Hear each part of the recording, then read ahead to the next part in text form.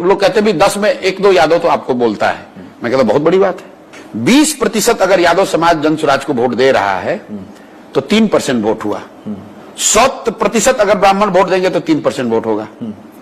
तो मेरे लिए उसमें कोई फर्क नहीं है भाई। Election is also a lot of arithmetic, क्योंकि 10 में 2-3 यादव का वोट देना 100% फॉरवर्डों के बराबर हो गया, क्योंकि उनकी बहुत बड़ी संख्या है।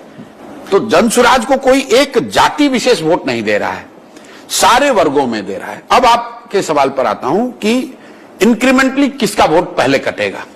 तो सबसे पहला नुकसान होगा छोटे दलों का, जो कि ऑलरेडी आपको दिख रहा है कि उन दलों की करीब करीब उनके कार्यकर्ता, उनके वर्कर सब जनसुराज में आ गए।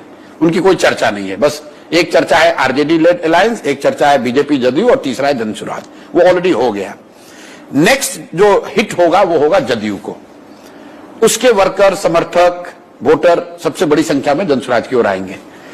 थोड़ा सा और अगर उफान हुआ और जनसुराज की ताकत बढ़ी तो नेक्स्ट डैमेज होगा भाजपा को बड़ी, क्योंकि वहां पर 2 तरह के लोग आएंगे। एक जो कि भाजपा के यहां के कार्यशैली, यहां के लैक ऑफ लीडरशिप से परेशान है, एंटी इनकम्बेंसी उनके खिलाफ है। दूसरा कुछ उसमें एक ऐसा भी वर्ग है कि ठीक है ऊपर मोदी है, नीचे तो हमको जनसुराज चाहिए, इसलिए सेकंड कटेगा भाजपा का।